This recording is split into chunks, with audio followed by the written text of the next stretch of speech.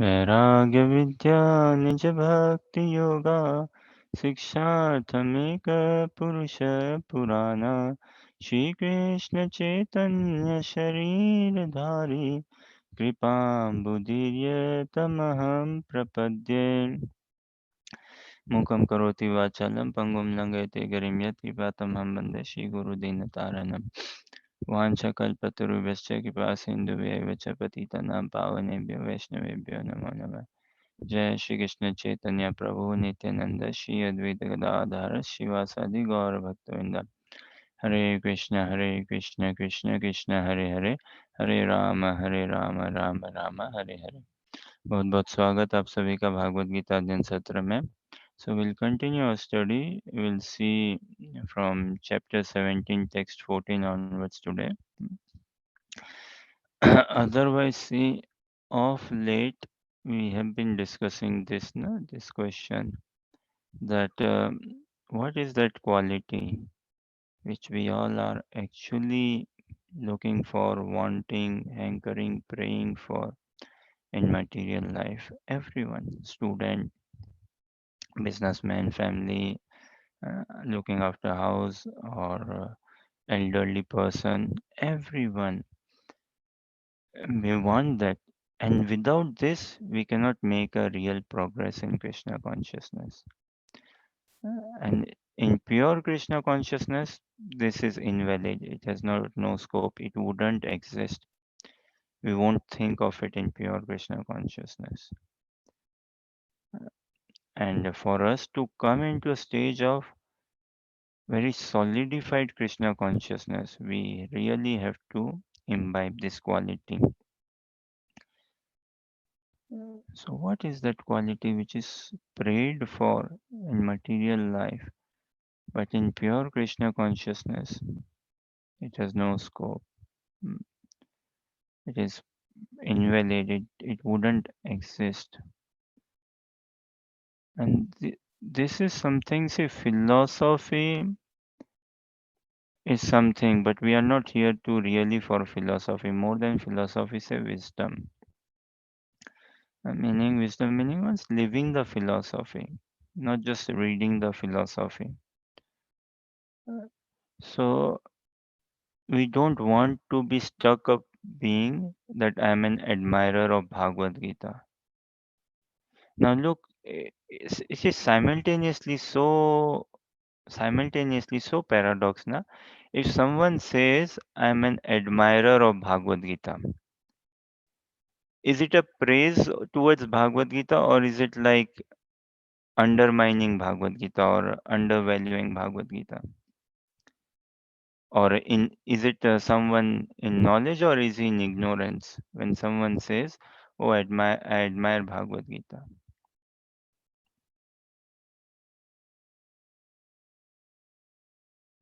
Is Bhagavad Gita Krishna consciousness, chanting Hare Krishna on beads? Is it like admiration for admiration?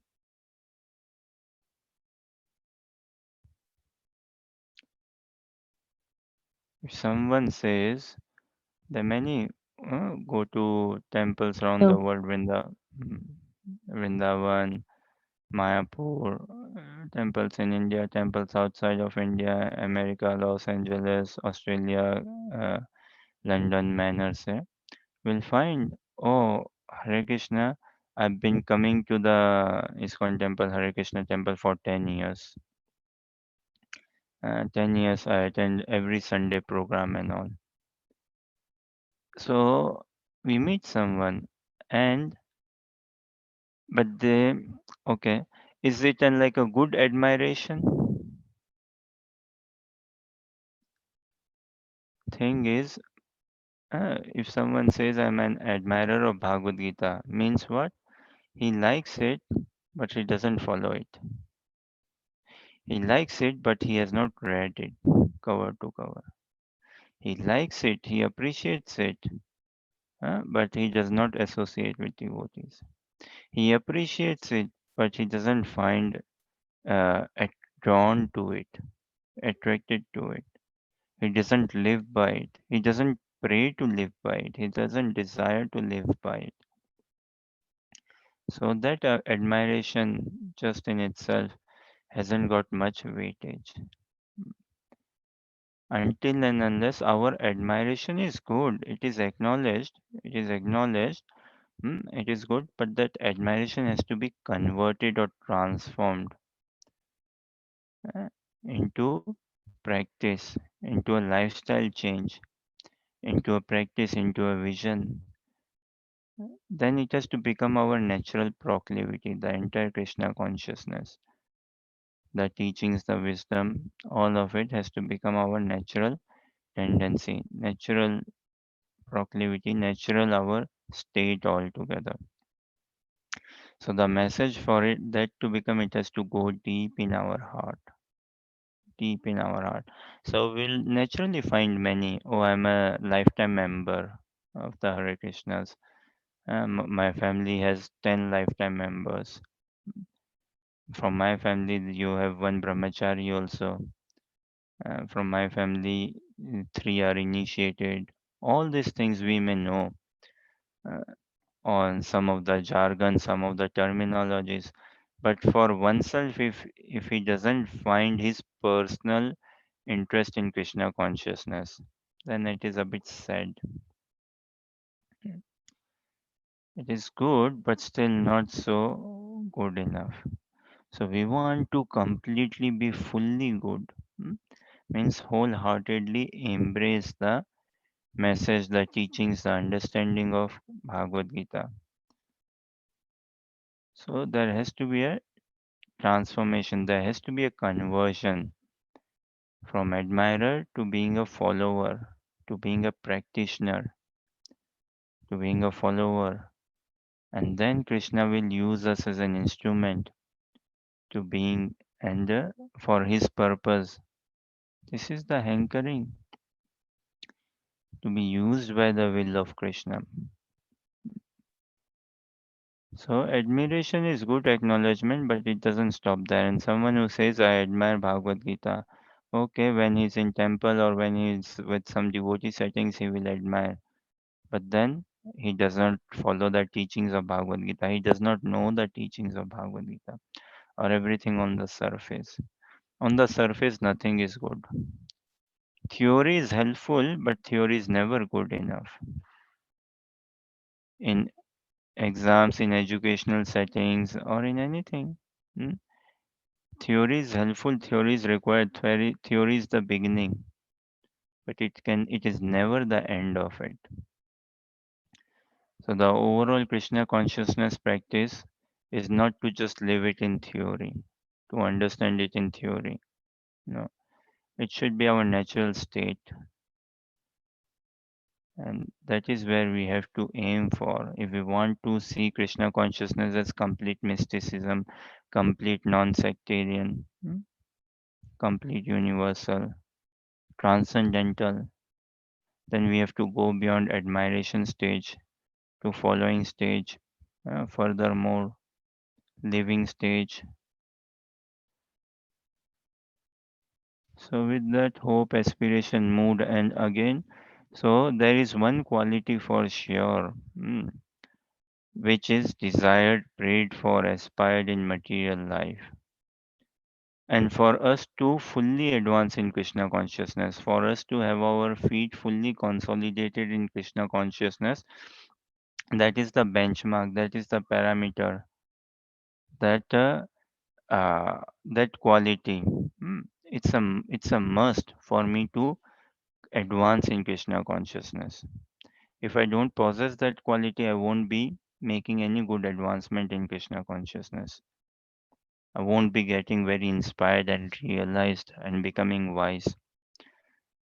And in pure Krishna consciousness, that quality is invalid. So we pray for that quality in material life, but in our Krishna consciousness, when we become Krishna conscious, we would never pray for that quality in our dealings with Krishna.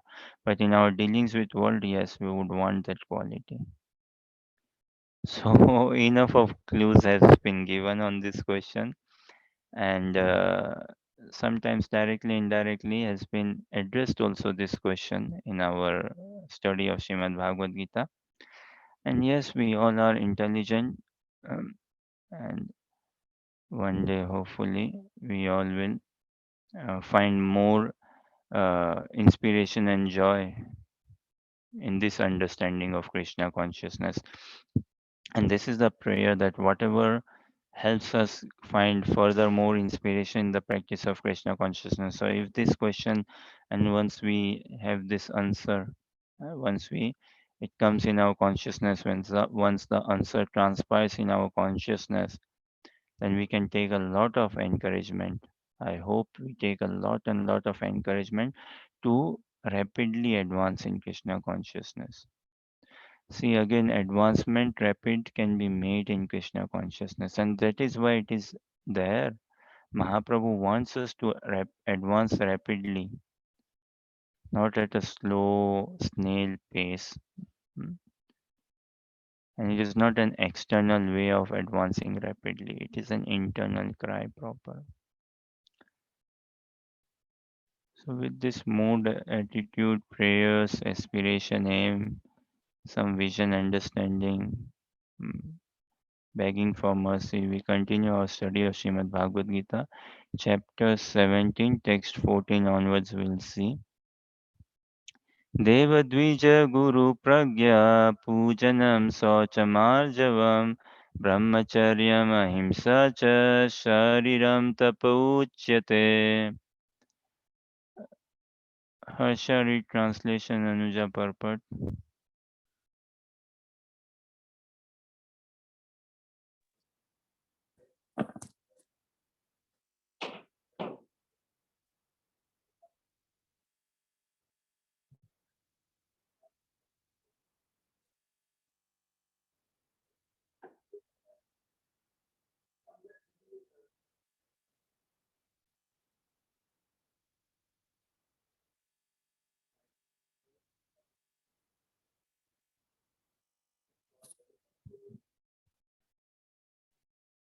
Text 14 it is, by the way.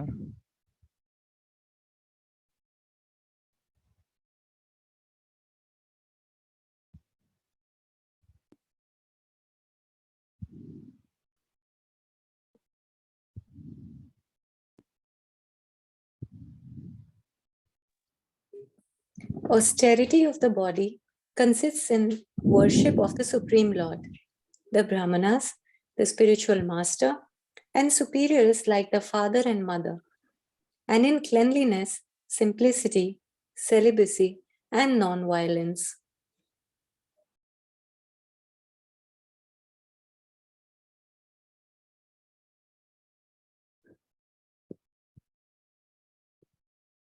The Supreme Godhead here explains the different kinds of austerity and penance. First, he explains the austerities and penances practiced by the body. One should offer or learn to offer respect to God or to the demigods, the perfect qualified Brahmanas, and the spiritual master and superiors like father, mother, or any person who is conversant with Vedic knowledge. These should be given proper respect. One should practice cleansing oneself externally and internally, and he should learn to become simple in behavior. He should not do anything which is not sanctioned by the spiritual by the scriptural injunctions. He should not indulge in sex outside of married life, for sex is sanctioned in the scripture only in marriage, not otherwise. This is called celibacy. These are penances and austerities as far as the body is concerned. Anuja read translation. Austerity of the body consists in worship of the Supreme Lord, the Brahmanas, the spiritual master, and superiors like the father and mother, and in cleanliness, simplicity, celibacy, non-violence.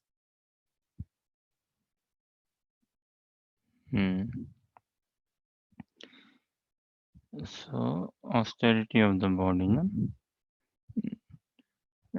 Worshipping the Supreme Lord, Brahmana, spiritual master. superiors like mothers and fathers, uh, cleanliness, simplicity, celibacy, and non-violence. It is a bit of a thing sometimes when we take into Krishna consciousness, or now we treat our parents maybe a bit differently. We may go so passionate in our practice of Krishna consciousness that we may struggle to strike a balance. How to deal with parents, how to deal with devotees, how to deal with work people, how to deal with friends, family members, how to deal with strangers. So, parents, yeah, Shastra say na, parents are our first guru, or they help us come in this world. Although, like, there should be respect, there should definitely be respect, and distance can be seen how close or how far. Uh, whatever helps us inspire in Krishna consciousness and not upset others also. In a way, like if parents are favorable in the practice of Krishna consciousness, then it is good. Uh, it is good, and we should encourage.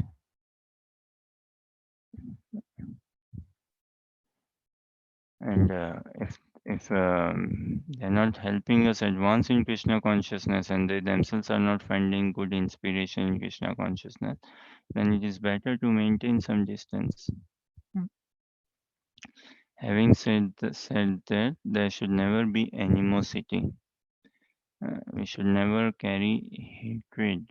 No one should be the object of my hatred, or the object as such of my anger, and should never see. Krishna consciousness is not for me to mm, see that I have become better, or I have become advanced, or I'm become, yeah, good. I'm better than others. No, that's not that should never be the thought of a devotee.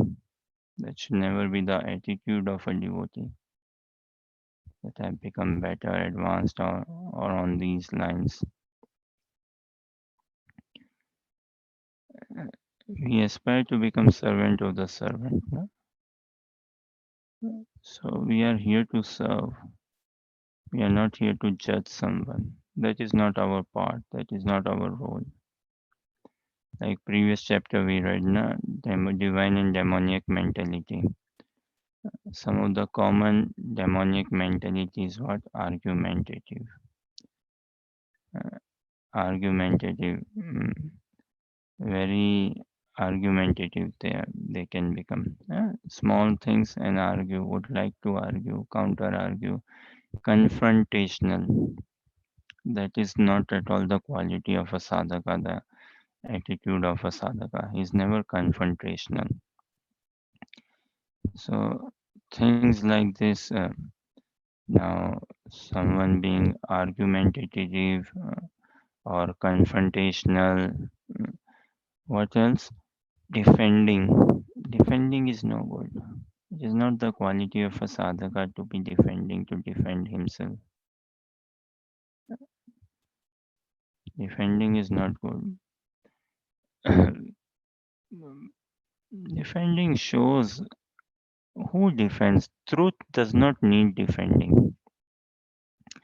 Truth never needs defending. So truth is always calm. Truth is always peaceful. Truth is always stable.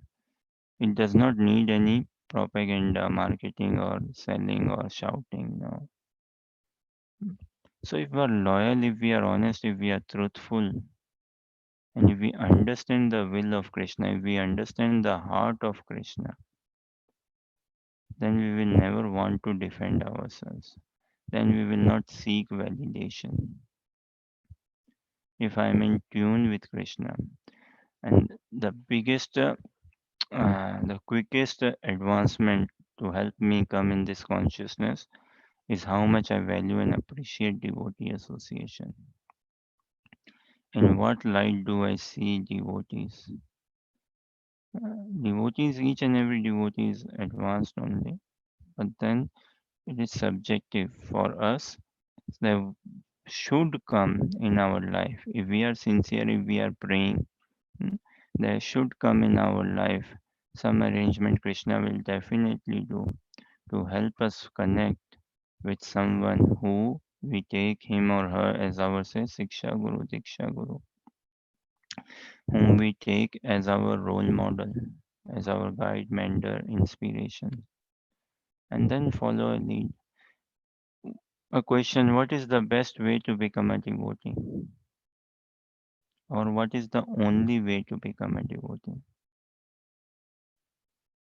Or what is the best and only way to become a devotee?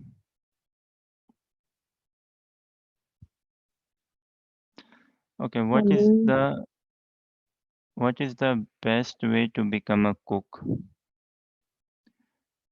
And what is the only best and only way to become a cook, a good cook?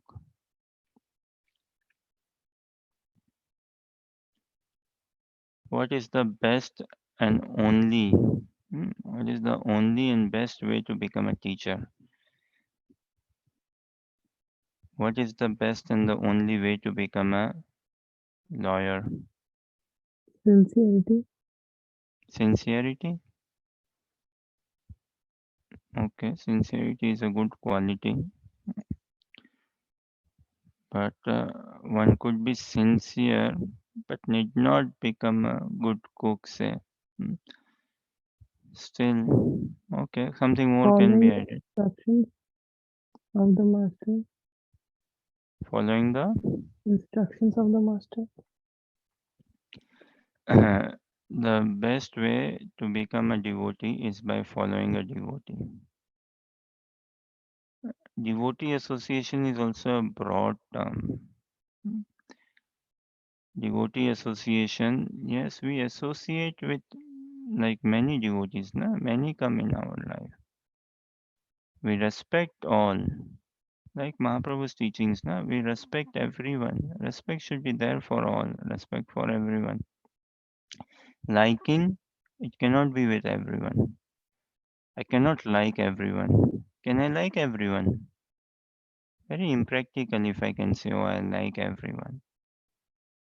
What is practical? I dislike no one. I hate no one. I disrespect no one. Yes, that is something I must really strive for. uh, But if I think, oh, I must strive hard to like everyone, that is illusion. So I cannot like everyone. It's a myth, say, to like everyone. And that is not required also. But what is required? I dislike no one. Which is more, say, easy, huh? Which is more practical? Liking everyone, is that more practical or disliking no one? And look, in life, we might have tried to please everyone. Many have tried to please everyone. And this is when we become frustrated. When I try to please everyone, I become frustrated. And out of that frustration, then I try to please no one. Okay, now I'm not going to please anyone. Either I will please everyone or please no one. So we actually live like we are attracted to the extremes of the pendulum. Na? Either I want to please everyone, I like everyone, or I will like no one. Either I will become fully attached or I have become completely detached. I don't want anything. What is practical is not to disrespect anyone, not to have hatred towards anyone, not to dislike anyone. That is practical. It is impractical to like everyone, and we cannot hate also everyone. So this is where we should be doing that. I respect everyone. I disrespect no one. I like some or few, hmm, not everyone. I like some or few. I have even higher respect for some or few. Uh, But can I follow some or few? No, I follow even less. I cannot follow. If I try to follow everyone, then I will go nowhere. I won't go anywhere.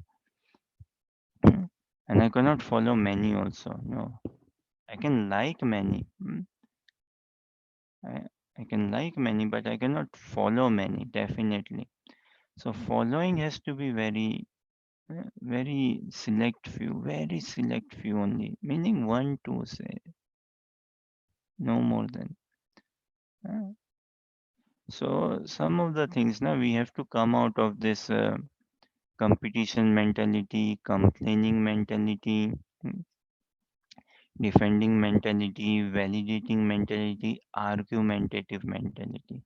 One day we were discussing now, so take this as a question. What is the best way to win an argument? 100% winning an argument.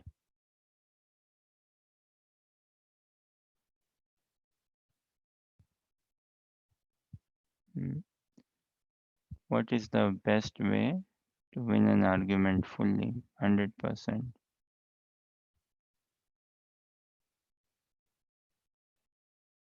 Bharti है क्या?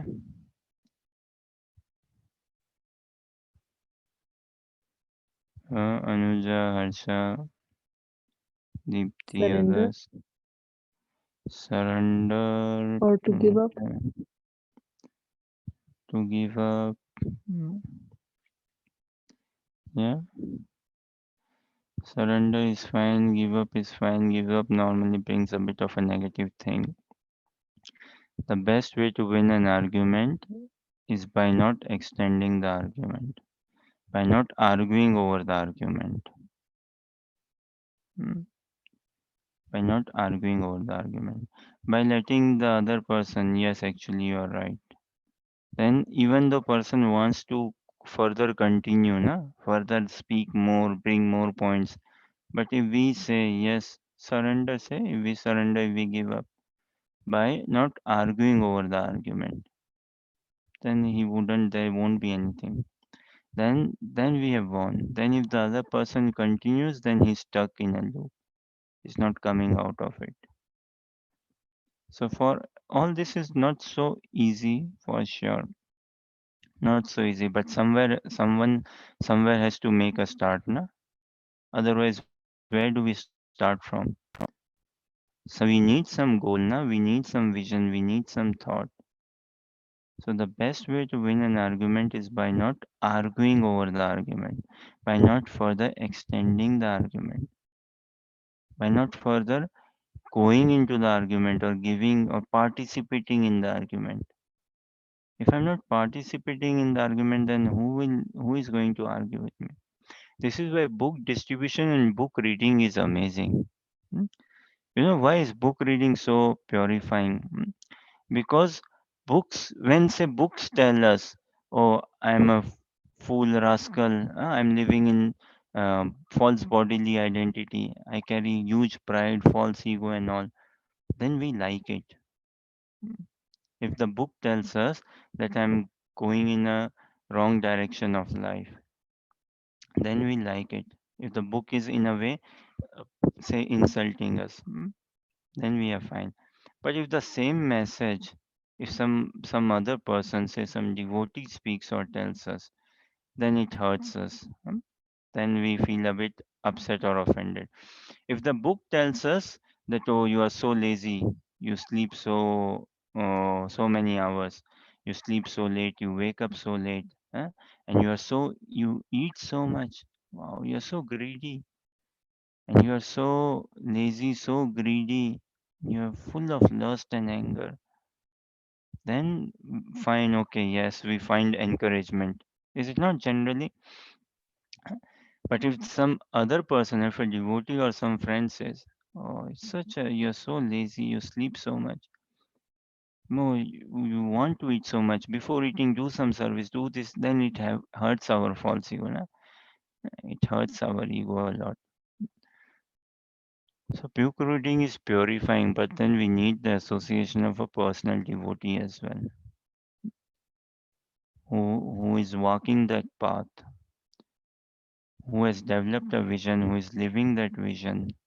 So the best way to become a devotee is by following a devotee, by following a devotee, by not following devotees. That could be dangerous. by following devotees could be dangerous. If you see in purports of Prabhupada, throughout purport by following the footsteps of a pure devotee, of not footsteps of pure devotees, will be clashed. So, yeah, we associate with many, but then attached. Can we be attached to many? The word very thing attachment, na, it cannot be, first of all, it cannot be on opposing elements or opposing objects. I cannot say that I'm opposed or attached to sports and simultaneously I'm attached to watching sports and simultaneously I'm not attached to television, say for that matter or something. But if someone is attached to watching sports, then I'm attached to media also. So attachment can never be on two opposite elements. As in, I can never say, oh, I'm so attached to Bollywood, Hollywood, and sports, and I'm very much attached in Krishna consciousness as well. No, can never be like that. And attachment can never be many also. I can never say I'm attached to sports, I'm attached to BBC News, I'm attached to news, I'm attached to sports, I'm attached to gym, I'm attached to traveling, I'm attached to this, I'm attached to food eating, I'm attached to meeting new people, I'm attached to learning new languages, I'm attached to programming. No, we cannot be attached to multiple items, multiple persons, multiple objects. No, attachment has to go singular. So bhakti na it is very refined. Krishna consciousness is very refined. It has to go very singular. So we need to find association is of like-minded devotees. Like-minded meaning those who carry the same bhav, the mood. The bhav rubs on our shoulder or the bhav, no? The mood can be rubbed off, and which is that bhav only which is rubbed off, the mood is rubbed off. So we need that sort of association. And when we are associating with some personality, book harinam is there, but the real kripa is personal association. Then we can check how not to be competitive, how not to be argumentative, how not to be uh, validating, defending. Defending is not the trait of a gentleman. No. Truth, as we said, no, truth does not need defending. So, gentle person, someone who is gentle, he doesn't need to prove. No. Krishna does not need any proof. Krishna is not proving himself. Bhagavad Gita does not need any proof or any authority, no, authority or some certification. Hmm. Likewise, when we are in love with Krishna, we don't have to prove. But when we live a lot in quantification mode, then problem arises. When we try to check, okay, the checking of one sadhana, the advancement of one sadhana, is it in proportion to how many rounds one chants, how many japa? Hmm. If someone does 16 rounds, 20, 18, 20, 25 rounds, does it mean that, okay, yes, his sadhana is very good?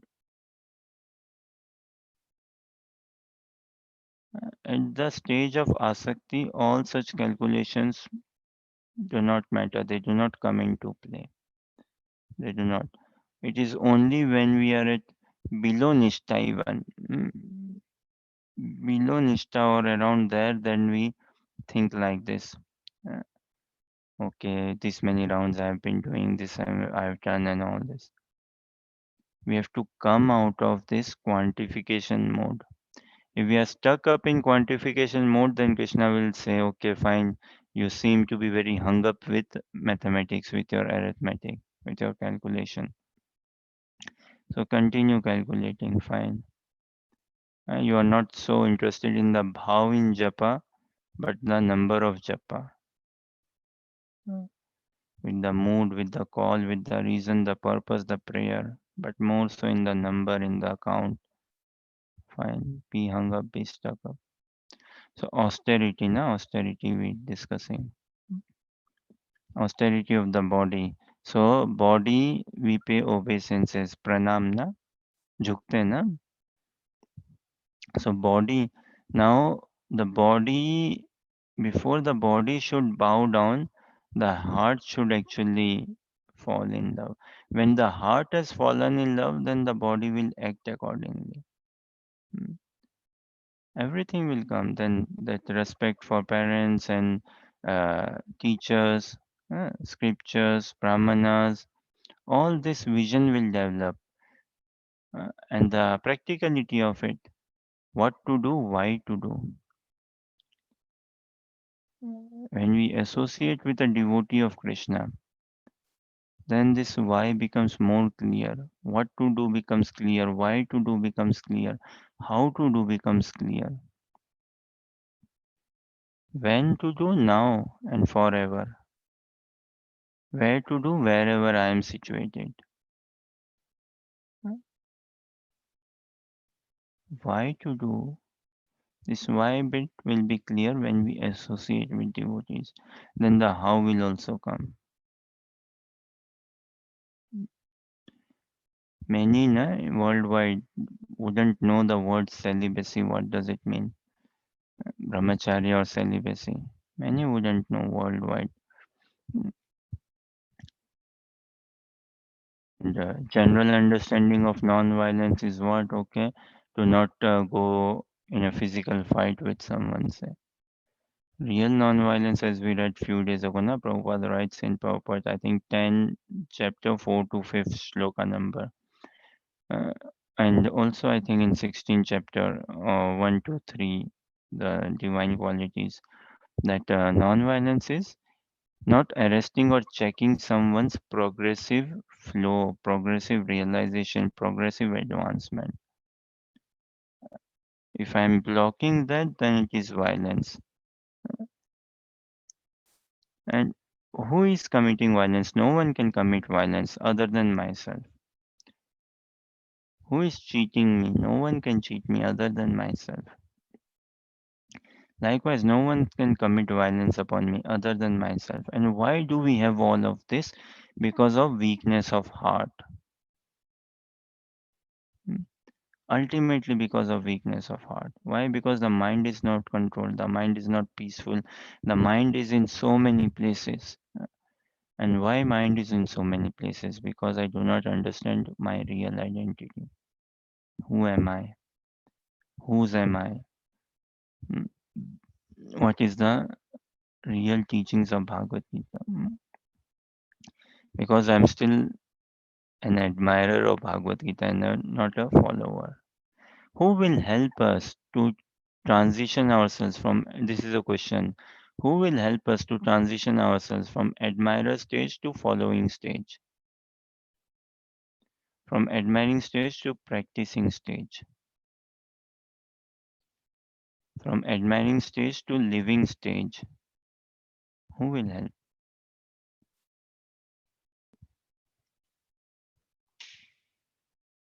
See, when it comes to movies, shoppings, and or some sense gratification oriented things, or mundane morality as well, societal moralities, societal things, and all, then we are not just admirers, we have a say.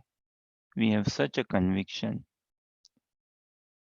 We play a role, we act, we become participating. Admirer means what? Okay, from a distance. I admire from a distance. I do not participate. So in sense gratification, we don't just stay as admirers. We act, we participate in it. But when it comes to Bhagavad Gita, Krishna consciousness, uh, we become an admirer. Now, who will help an admirer go to the next stage? It is devotee association, sadhu sang. Devotee association only. Then that admiration will activate further that putting it into practice, the admiration into practice, understanding the knowledge. Again, this thing, na. So take this also as a question. Which is better, understanding the philosophy of Krishna consciousness or practicing the philosophy of Krishna consciousness, or knowing the philosophy of Krishna consciousness? Is understanding better, knowing better, practicing better, living better? Which is the better? How would you rank from low to high? Understanding, practicing, living, knowing,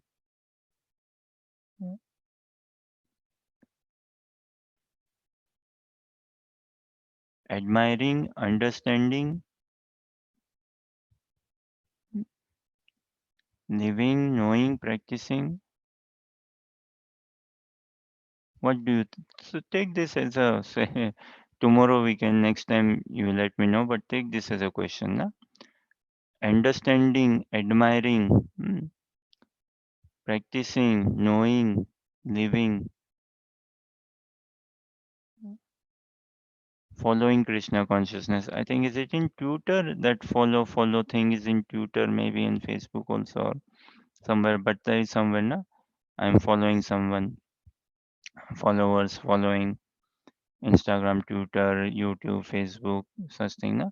So admiring, understanding, following, practicing, living, inspiring. Which one is? You'll think and let us know from bottom to top, low to high. So austerity of the body, yes. The body, there has to be austerity. See, uh, our mind has to be controlled for sure. Mind has to be peaceful. And once the mind is controlled, then the body will get aligned. Because the mind is not controlled, so the body is not tuned in uh, to wake up early in the morning, to go to bed early in the night. Mm. Okay, let us read next. Deepti, you share screen and read Sanskrit. Huh? I'm taking a call actually. Okay, Prabhuji.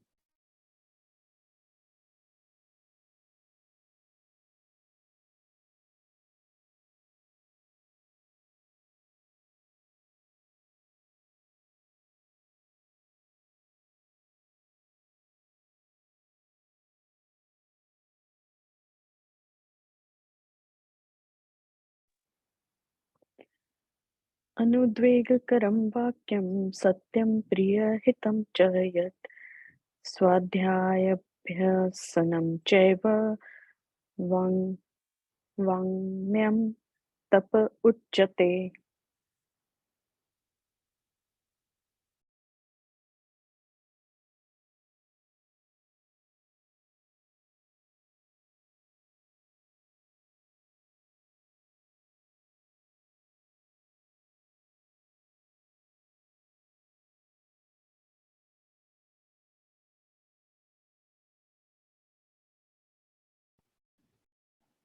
अनुद्वेग करम वाक्यम सत्यम प्रिय हितम च यत्. पढ़ा क्या आपने वैसे Sanskrit?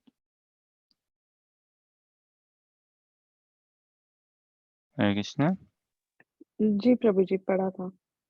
Okay, fine. Then someone read translation purport. Were you reading translation purport? I can read. Okay, continue. Austerity of speech consists in speaking words that are truthful, pleasing, beneficial, and not agitating to others, and also in regularly reciting Vedic literature. Purport: one should not speak in such a way as to agitate the minds of others. Of course, when a teacher speaks, he can speak the truth for the instruction of his students, but such a teacher should not speak to those who are not his students if he will agitate their minds. This, this is penance as far as talking is concerned. Besides that, one should not talk nonsense. The process of speaking in spiritual circles is to say something upheld by the scriptures. One should at once quote from scriptural authority to back up what he is saying.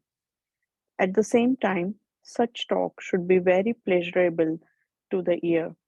By such discussions, one may derive the highest benefit and elevate human society. There is a limitless stock of Vedic literature, and one should study this. This is called penance of speech.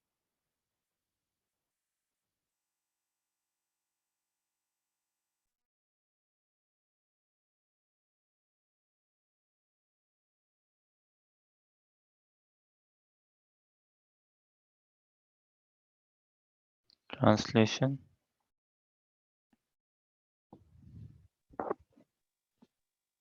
Austerity of speech consists in speaking words that are truthful, pleasing, beneficial, and not agitating to others, and also in regularly reciting Vedic literature. Hare Krishna. Hmm. So, reciting shlokas is very good.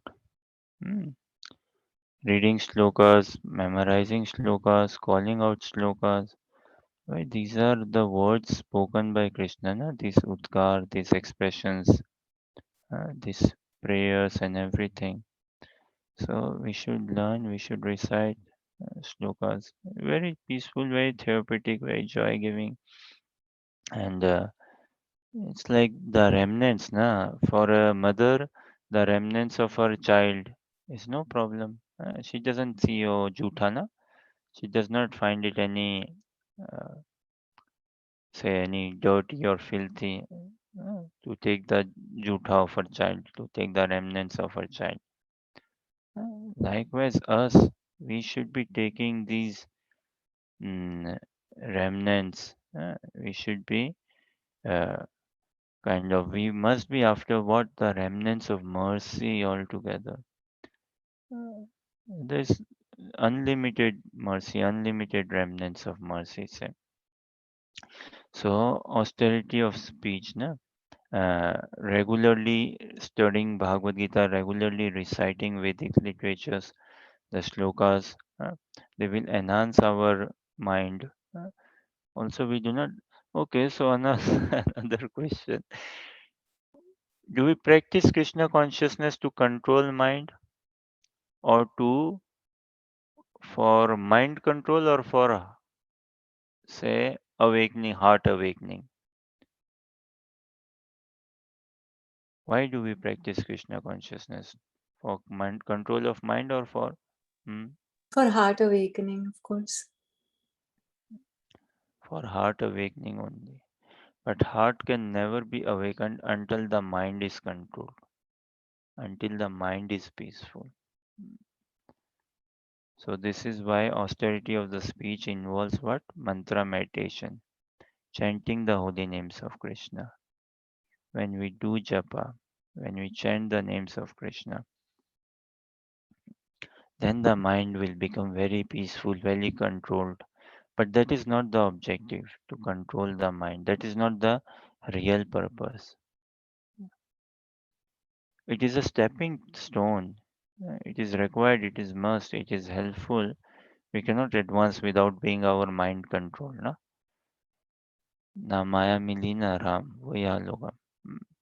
So two things cannot go together: sense gratification and advancement in Krishna consciousness. No, after looking, after wanting, desiring sense gratification, worldly name, fame, money, popularity, and gadgets and bodily sense gratification, and also same time advancing in Krishna consciousness would never happen. So austerity of the speech, no? Speech is so powerful. It can cause war. It has caused war. And it can make peace also. It can make resolve also. It has made peace. It has made resolve as well. Speech is tremendously powerful. No? And what do we speak? What is in our heart or what is in our mind? No? Our thoughts only. So, how to gain control over the subtle workings and subtle energy? When we go further deep in our understanding of Krishna consciousness, in our practice of Krishna consciousness, in our vision of Krishna consciousness, in our application of Krishna consciousness. Deeper and deeper, finer and finer devotee association. Japa. How do we control our mind or the austerity of the speech? Japa. In Kali Yuga, there are not other austerities are recommended and they do not really do much good. The best austerity which gives results in Kali Yuga is Japa. Uh, If we sit down in one place and chant and listen attentively, everything will then come about. Anudvega karam vakyam, na? Anudvega karam vakyam. So, udveg means what? Agitating. Udveg. Udveg पैदा करना ना? To agitate someone. Anudvega. No, not agitating. Karam vakyam. So, not speaking such words which agitate someone. No. A sadhaka, see a sadhu, his role is actually to agitate someone, to shake someone up. Alright, what is that sadhu who does not take this ownership or responsibility to shake someone up, hmm, who does not take this ownership or responsibility to uh, cut someone's false ego, hmm, to help someone come out of denial mode. Again a question पता नहीं आज थोड़े ज़्यादा ही आ रहे लगता है। अ, ये अनवी भी आप ही हो क्या दीप्ति? या प्रभु जी, मेरी बेटी का ओके, नाम है, वो लॉगिन किया ना उससे। Sure. So again a question, we were discussing na just now this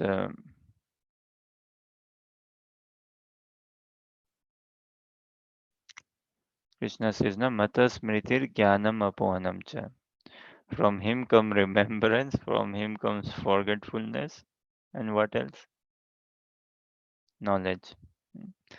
So just slipped from my mind that question, but we'll see another time or something. Anudvega karam vakyam. So udveg na agitating. Yeah. A sadhu. Oh yeah, this is the question. So do we live in life in reality or in denial mode? Do we deny the reality and accept the illusion? Is that how we live life?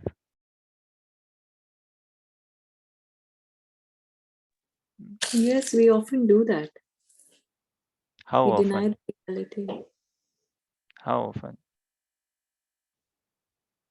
I would say on a daily basis, we do that. We never accept whatever is being coming through.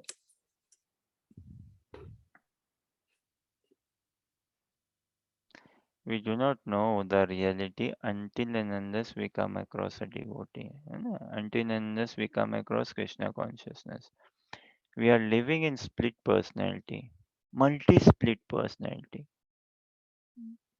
So, thoroughly, we live in denial mode.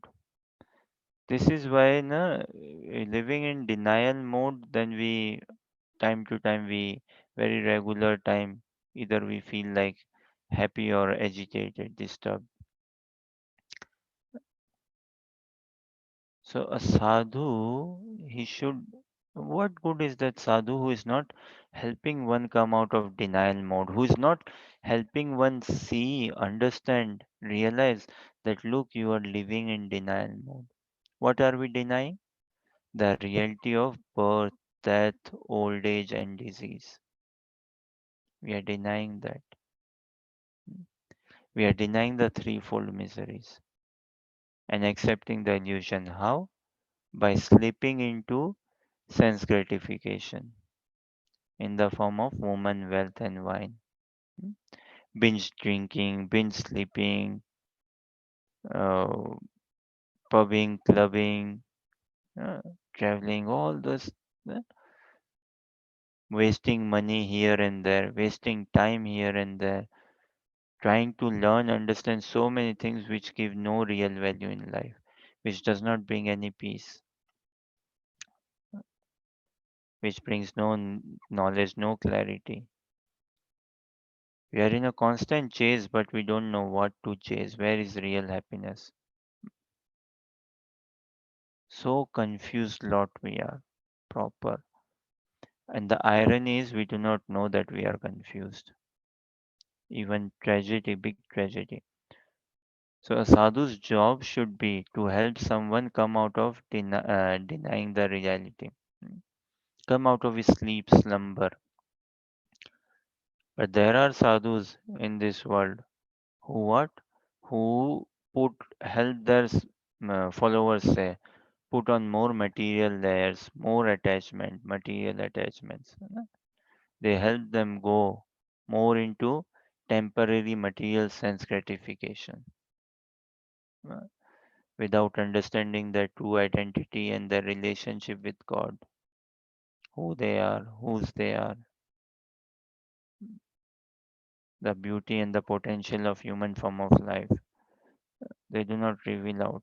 If at all, the beauty and potential that be a winner,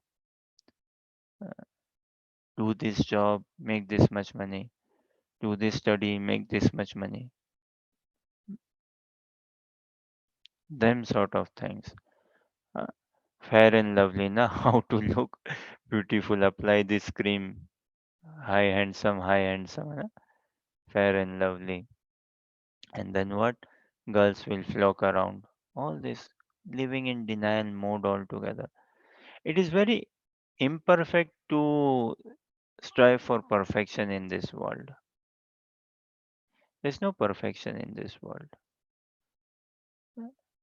In myself, I do not see, but what I want everything perfect, from job and all perfect situation. So anudvega karam vakyam. We shouldn't speak something which is agitating. So a sadhu, he should speak agitating, but what agitate one's foundation of life. Until that is agitated, until and unless, how can one take into Krishna consciousness? Krishna did not agitate Arjuna, saying what? That kutastva kasmalamidam visame samupastitam anarya justam asvargam akirtikaram Arjuna. How come all these impurities have come upon you? Kutastva kashmalamidam. Malna, dirty impurities have come upon you. Visame samupastitam.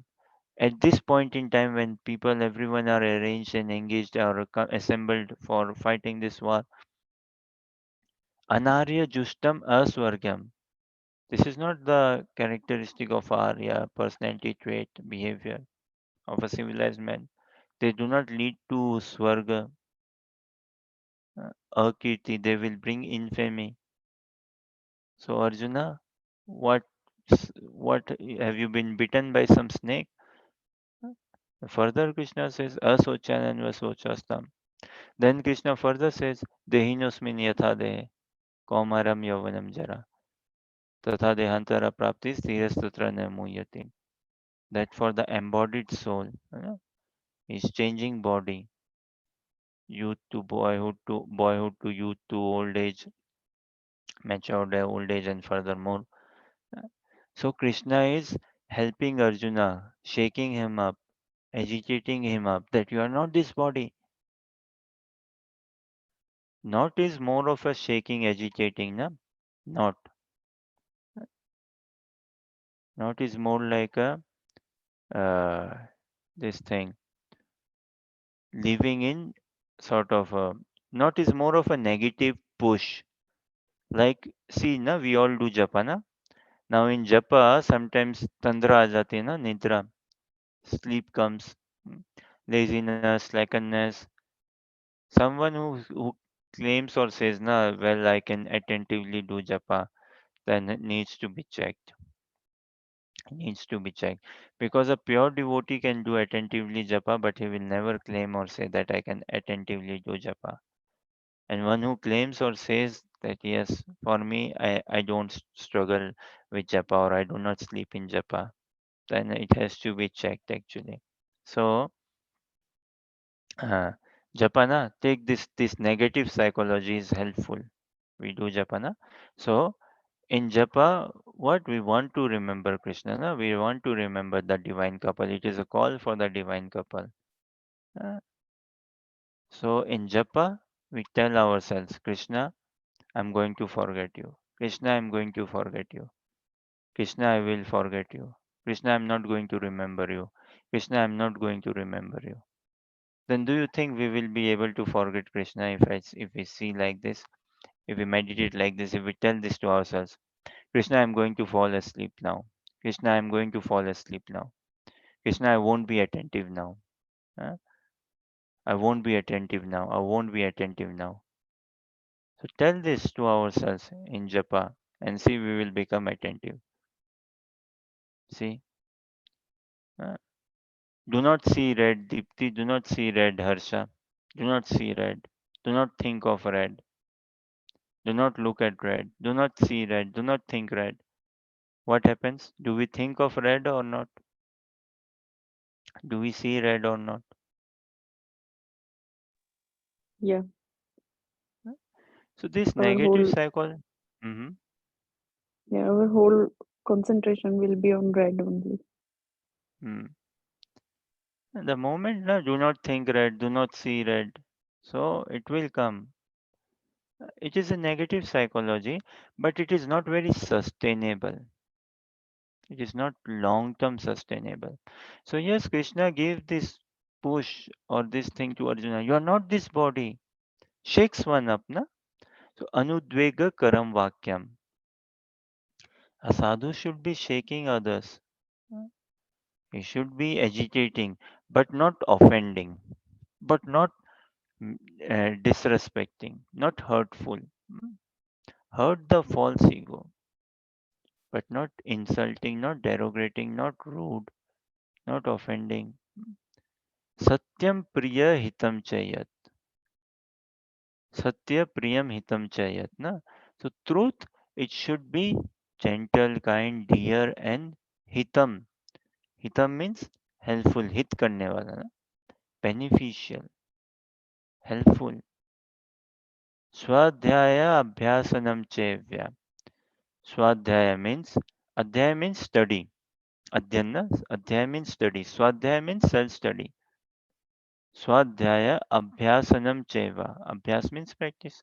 And self study means what? Study of scripture. Swadhyaya means self study of scriptures. Yes. Abhyasanam Cheva. Vakmayam Tap Uchyate. Vak. Speech, voice. Mayam. Vakmayam Tap Uchyate. One's own speech. Hmm? Tapa. Austerity is austerity. So, austerity of speech is what? Consisting in speaking words that are peaceful, truthful, pleasing, and beneficial. Now, a question. If something is truthful, uh, if something is, say, not truthful but beneficial, not truthful, not pleasing but beneficial, should it be spoken?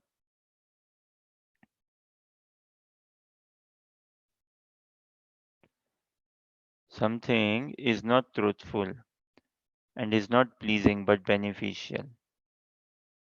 Should it be spoken? Yeah, we can do that if it is beneficial.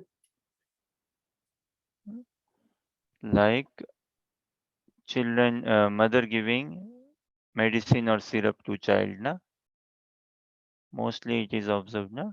That the child does not want medicine or syrup, but the mother knows it is beneficial. So the mother should do it. Mother does it, na? She may have to lie and uh, may not be pleasing, but it is beneficial.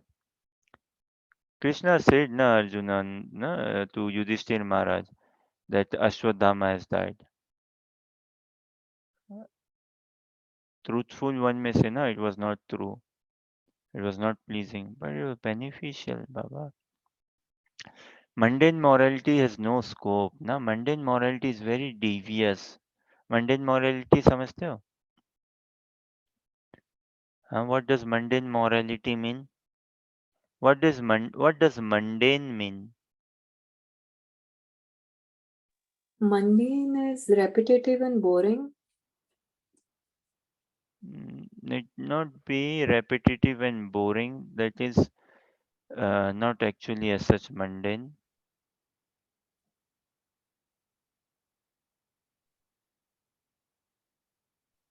Dipti, what does mundane mean? Something, something like which is dull and after some point, like yeah, as Harsha said, boring. So after some time, it will lose interest and excitement Hmm. if we keep on Mundane doing means that thing.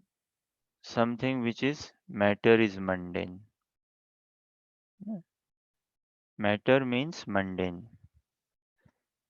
And then repetitive and boring comes next. Mundane means which is of matter, which is not conscious, which is not self conscious, or which is not spirit, which is not really cannot help us. So mundane. Mundane means valueless. Matter has no value, na? You're not this body, not a big value. Mundane means where not much emphasis has to be given. Now, mundane, this is why activity is activity, like repetitive and boring, na? Japa, something which is repetitive. Yes, we do repetitive japa. Hare Krishna, Krishna Krishna, Hare Rama, Rama Rama Rama, Hare Hare. है ना? So one Mahamantra only, three words only, and we repeat it. Hmm? Japa, na? And repetitive, and what? But it is not boring. It is not monotonous. Huh? So something doing over and over again. Say we want Bhagavad Gita. We want to study over and over again. Japa we want to do over and over again. Kirtan, Harinam, Prasad, book distribution, Mangal Arti, daily same. Hmm? Same Mangal Arti daily, Guru Puja, Tulsi Arti, but not mundane because they have their root, their cause, their source, connection, purpose, meaning, everything with the supreme reality Krishna, and which is that which is not in relation to the supreme reality Krishna, that which is not connected to the absolute truth Krishna, or that which is not done as a service to bring joy to Krishna, then it is mundane. Cooking also becomes mundane then. uh, Traveling also becomes mundane. But if I'm traveling, whatever I'm doing, if I consider myself to be a property of Guru and Gaurang, mm, whatever I do it being driven by love, out of a cause of love, and to share that love or to expand that love or to experience that higher love, then not mundane. So mundane morality, na? Mundane morality another way Hindi में सुनाइए, लकीर के फकीर means mundane morality, those who are just with stuck up, hung up with a law. Oh, the law says this. No, but the law says this. Krishna showed in Mahabharata that don't be stuck up with, hung up with mundane morality, mundane laws. Huh? So mundane morality is not good. So question: any activity or thing related to material world is mundane? Anything related to matter, anything done with matter consciousness and exploitation of matter, anything which is not bringing me closer to Krishna is mundane, and that which brings me closer to Krishna is not mundane, is spiritual, is divine. Hmm. Bhakti क्या है? That which helps me develop attachment to Krishna. Na? Bhakti is what? Attachment towards Krishna. That is bhakti, simple. And whatever I do, if it is not helping me become attached to Krishna, then it is not bhakti. Yukta Vairagya Uchyate, na? Srila Rupa Goswami's teachings. Yukta Vairagya. So we understand the principle, we use it in the service of Krishna. then it has got its value, mobile phone, laptop, and everything. Then it is not mundane or material. They become spiritualized. The body also, otherwise it is matter. But when we understand, oh, Krishna resides in this body, we look after the body, we respect the body, we put tilak, we ornament the body, we take this body for darshan of deities, we take this body, using this body and tongue, we do japa. Now, tongue, is it mundane or spiritual? When we do gramya katha, na, social gossip, idhar ka udhar, here, there, talks, manipulation, all this, then it is mundane only. But when we use the tongue in chanting the holy names of Krishna, then not mundane, no, then spiritualized. Spiritualized. So, a powerful negative motivation is what? Push. You are not this body. Look, when we tell someone or when someone tells us, when we hear this from someone, what? Deepti, you are not this body. It shakes us, na? It can shake us once. Oh, what am I doing? Yes, I've been told I'm not this body. So I should not worry about sense enjoyment. I should not worry about this and the temporariness of this world. Why? Because I'm not this of this world. I'm not this material body and all. It's a very powerful negative motivation, but it need not be very sustaining all the way through. Huh? Krishna says, na Arjuna, that we are not this body, we are spirit soul. Then further on, as we advance and we see Krishna says, na Mamai Vamsha Jiva Loke Jiva Bhuta Sanatana. Mama Shastani Indrani Manastani Prakriti Karsati. Huh? That Mamai Vamsha Jiva Loke. Jiva is my Amsha, is my expansion. We all are parts and parcels of Krishna. Then further Krishna says, na Brahma Bhuta Prasannatma. Na sochati na kangshati. Brahma Bhuta. So this is encouraging that we are not this body, but with this knowledge and understand, this is on the platform of knowledge. Ignorance is what? To consider oneself as this body is ignorance. Knowledge is what? To understand that I am not this body is knowledge. And when in knowledge, one should inquire further, right? Wisdom is what? So knowledge is to understand that I am not this body is knowledge. Now wisdom is what? To inquire. Then which body am I? I'm not this body. We are not this material body. Then which body are we? Otherwise, we are ghost. Otherwise, we are bhoot, ghost. So karmis, they live in ignorance. They are fixed. But we are this body only. Huh? Us, in between us, we are stuck now. What? We are not this body. तो हम कर्मी की जैसे enjoy भी नहीं कर सकते. Because in our head, in our mind, na, it's stuck at the level of knowledge, mental platform, na. So we struggle. We don't want to enjoy like karmis now. We don't want to live like karmis now. Huh? So we don't take pride. We find it. Oh wow, this is so cheap, na. He thinks himself to be the body. Look, he's so low. Sounds na as if or insulting. कोई बोल दे, oh, you are the body. So insulting. Oh, hmm, Prabhu, you are not this body. Oh, yeah, yeah. Huh? So, someone who lives in bodily consciousness of life is living in ignorance. And someone tells us, oh, you are not this body, Prabhu. Oh, yes, thank you for helping me, putting me into knowledge. But it does not end there.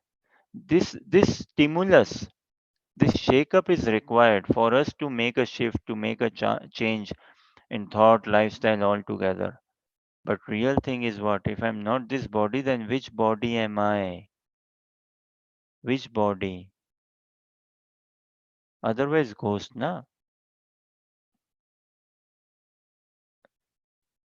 So anudvega karam vakyam.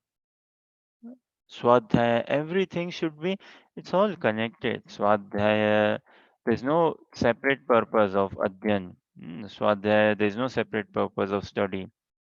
There's no separate purpose of controlling speech and all. So again, coming back, truth words, those words should be spoken which are truthful, pleasing, and beneficial.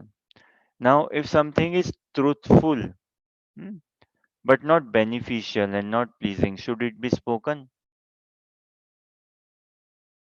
Something is true but not beneficial, not pleasing.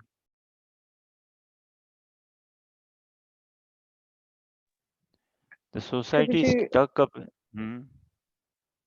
we should, like, if it is not beneficial, then we can keep quiet, learn to be quiet. See this.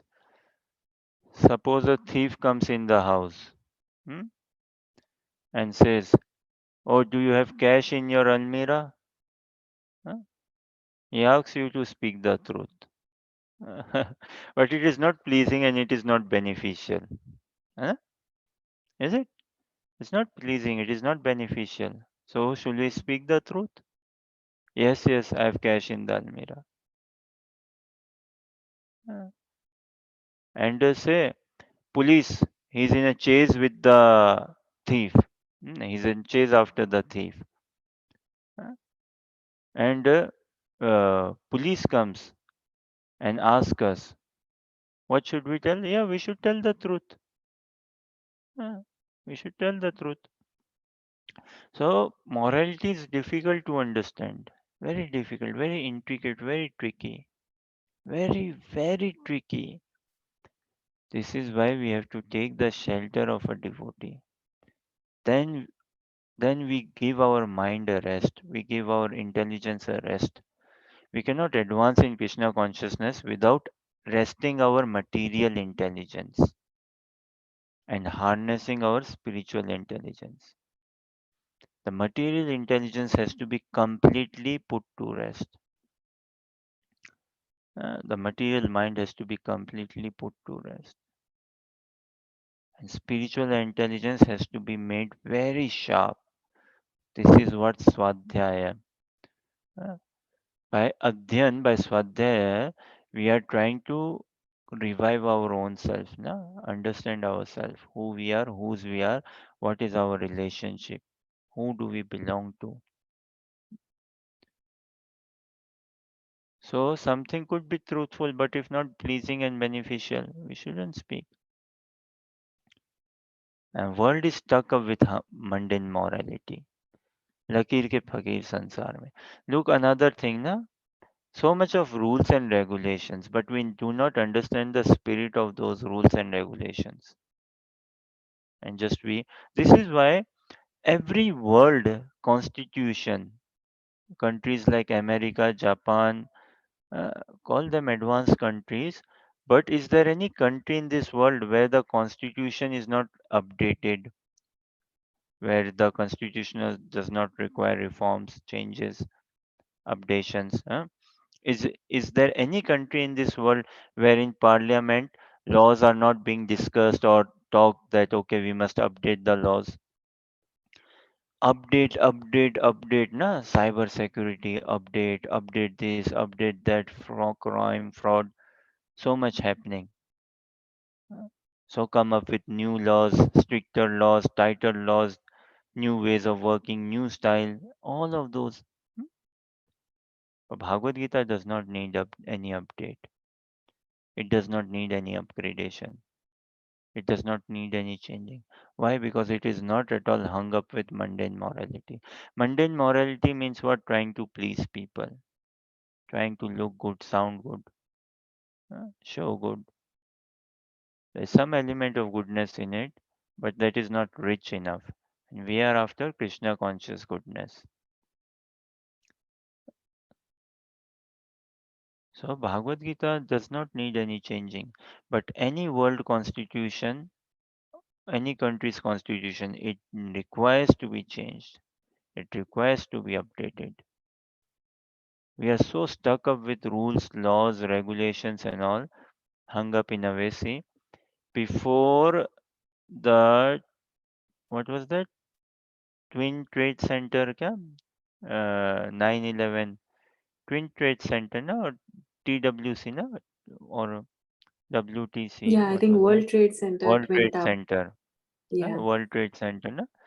Before that was blown up, there's some theory around it, but let's skip the theory. Before that, World Trade Center was blown up by Osama bin Laden, alleged Osama bin Laden, plane crash and all. There were not so many checking in airport. Hmm. There was not so much checking in airport, security wise and all. Pretty relaxed. And there was not much of this lanyard. lanyard बोलते हैं ना उसको गले में card डाल के, so access card and all, no. So now see, someone got admissions in a, this is one media talk and all, that someone got into studying how to fly a plane in America, studying engineering, learning how to fly a plane in America and all. And then he flew the plane and blew the World Trade Center. Mm. And thereafter, what happened? Every street in America, security got tightened in every airports, uh, and introduced new measures, lanyard, access system, fingerprints, card checks, background check, and so much so that in New York and other places, this taxis or people were stopped, identity, and not just America, worldwide. Then in London, tube bombings and all. Then okay, let us do some more checks, controls, and introduce new measures wherever. Uh, Uh, so these now someone who has to come up and blow World Trade Center, he will come and blow it up. जिसको जो उड़ाना है गिरा देगा. पीछे से हम लोग करते रहो ये rules regulations. One who has to do the thing, he will mastermind and he will work and execute and get it done. And thereafter we get hung up with what mundane morality. Oh, should have done that, or should have allowed that, should have kept that and all. Why? Because we do not take Krishna to be the supreme controller. We do not live under his energy. We do not live under his shelter.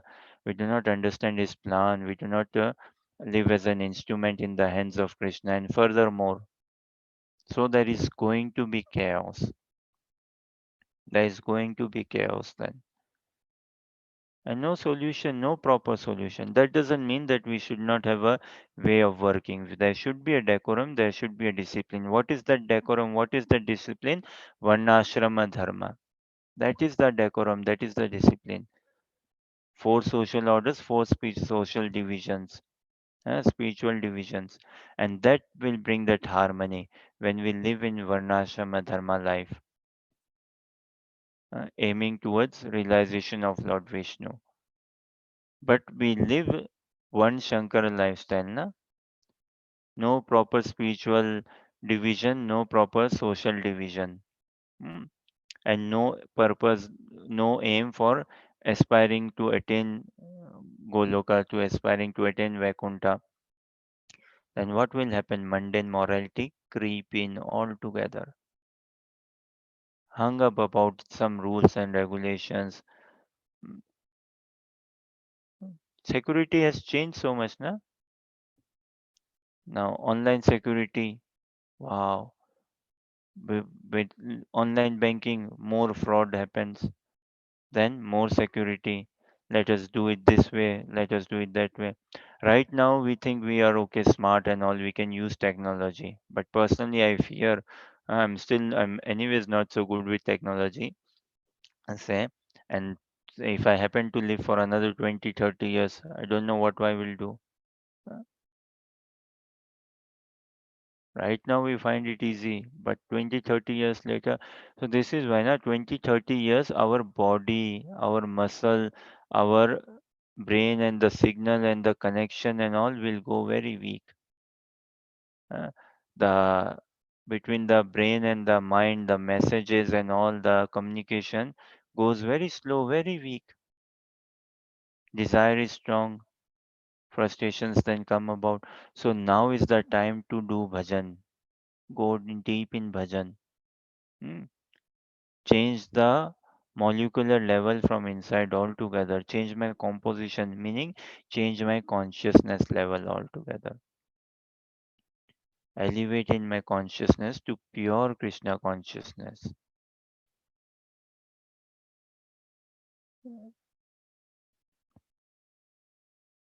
So this world is a world of laws, rule book only. But the spirit of the law, that has to be understood. We are not after lying, cheating, or speaking the truth. We are after Krishna. So something which is truthful, pleasing, and beneficial.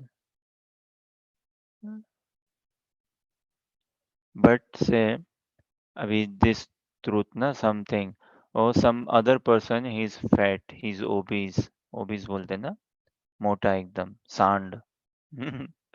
हाँ, or he's too lean, too thin, Patlu, खंबा या ऐसे बोलते ना. Now, it could be true. He's overweight, very fat, obese. But if it is not pleasing and if it is not beneficial, how good is that true? How good is that speaking? Racism, na? Very degrading, na? Very demotivating, na? Now there are ways of motivating someone. Hey, mota, सांड खाए जा और मोटा होगा. हाँ? So this is one way. You taunt someone so much, you get on his case, you don't give him space, you don't give him freedom, uh, you just shed bad, chastise him and all. Okay, then he will stop doing. Yeah, it works. It works. This works.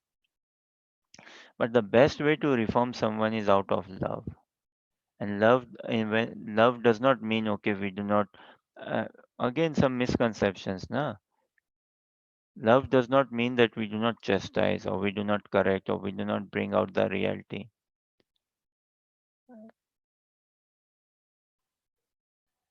So we have to speak the truth, something which is beneficial and something which is pleasing. What is the point in speaking such a truth which is not pleasing? Hmm. Mundane morality. Then we become hung up with truth. Hmm. What is the point in speaking something which is not beneficial? Uh, And what is the point in not speaking the truth? But we think, okay, yeah, this is beneficial, this is pleasing. Then what is the difference between flattery and truth? Huh? In flattery, we want to please the person. Huh? Flattery means what? Pleasing the person.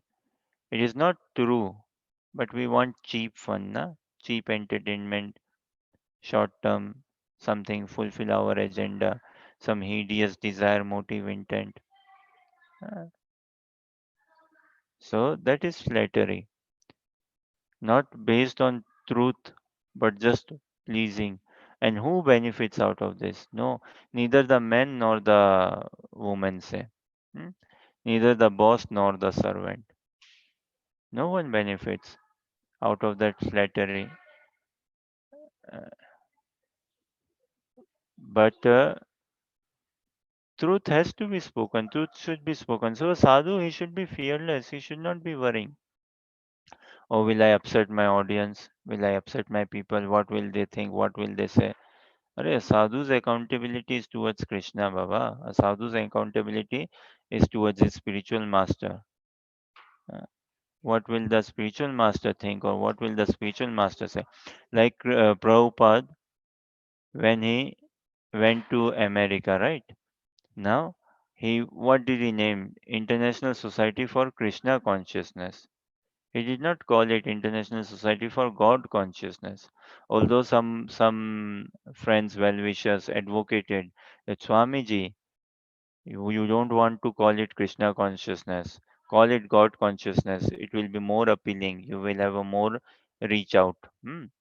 Krishna consciousness sounds very sectarian. Prabhupada said God consciousness is sectarian. God consciousness is like misleading. What does it mean? What does it mean, God consciousness? Krishna consciousness, the Supreme Personality of Godhead. Lord Shri Krishna. Vedic literature say this. So Prabhupada was not to please Americans. Then again, following four regulative principles: no meat eating, gambling, intoxication, and what illicit sex, and doing japa, doing japa.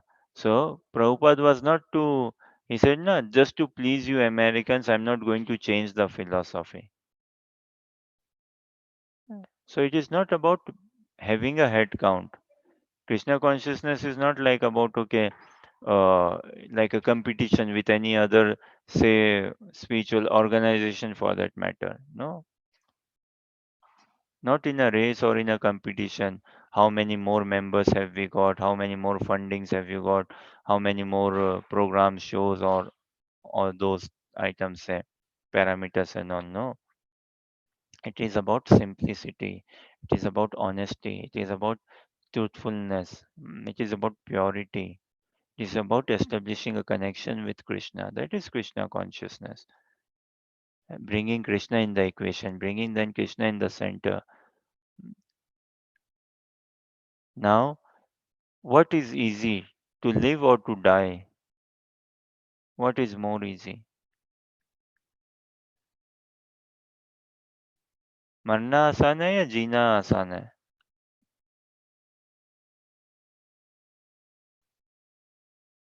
To live, is it easy, or to die is easy? To live is comparatively easy. Then dying? Well, Dying, dying is not in my hands. I have no control.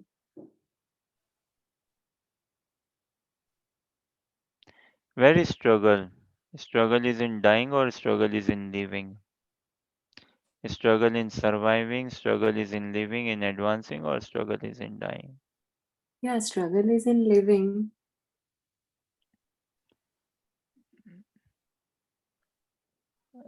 Life gives struggle. That does not give any struggle. That is just one shot over. To die is easy, na? What does it take? Die. Over? Game over? How long? Huh? What makes death painful is material attachments. That is why the fear of death, because of material attachment. One who is attached to the holy words of Krishna, one who is attached to the holy names of Krishna, one who is attached to the message of Krishna consciousness. For him, no death. He has already died living in this body, materially. Mm. For him, then there is no fear. One who is no fear, no worry, or one who has no worry, no fear. If someone has no worry, is there anything for him to be fearful of then? No, Hmm? And why do we worry?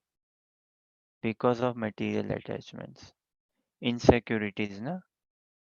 What brings worry? We are not secured. We are not assured. We don't feel confident, na? And why is that? We see insecurity. Why? Because we see scarcity. क्या होगा, क्या होगा, क्या होगा? Hmm. Uncertainty. Why? Because we have not taken shelter of Krishna. We do not have that faith, belief. Again, see everything admiration. Because we just admire Krishna. Do we trust Krishna? Huh? Do we follow Krishna? Do we practice Krishna consciousness? Do we live Krishna consciousness? So, what is difficult? To live is difficult, or to die is difficult? To live is difficult. That is easy. Be it road accident, car crash. What are the ways? How many ways has one died? Earthquake, collapse, natural heart attack, some prolonged disease. road accident, killing, stabbing, you know, electric shock, bitten by a snake. Huh? That is easy, Baba. Uncalled for happened. We do not know when will death come, but it will come for sure. The timing is unknown. What is difficult is to live. Mm, that is difficult. But if I can see the beauty in life, na? If I can cherish life, make life Krishna conscious life, we have to become indifferent to living and to dying. So again, a negative motivation, what? That we are not meant to die, which is true. We are not meant to die. We are not here to die. I do not want to die. I'm not meant to die. That is no, dying is not natural for me. But it is not so sustainable. What is more encouraging, inspiring is I'm meant to live forever. I'm meant to be in love forever. That is more encouraging. That is where we should find our true inspiration and channelize our lives. So, Krishna conscious, Krishna does not want us to be hung up with any sectarian views, sectarian thought. I'm Marwadi, Gujarati, Punjabi, Bengali, Assami, uh, or American, Indian, Russian. No, these are material identities, mundane identities. We are none of this. Now is a question. Then, if none of this, then what we are, who we are? Okay, any thoughts, questions, or comments?